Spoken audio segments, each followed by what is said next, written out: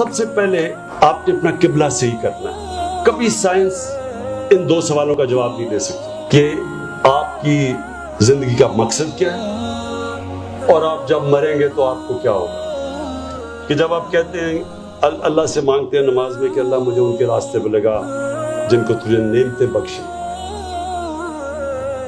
وہ راستہ ہے آپ کا قبلہ. سب سے زیادہ نعمتیں کسے بخشی؟ اللہ کا حبیب کون تھا؟ نبی صلی اللہ علیہ وسلم.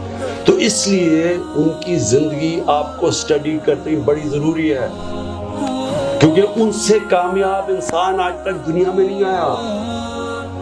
جو انہوں نے اچیو کیا دنیا کی تاریخ میں کسی نے اچیو نہیں کیا.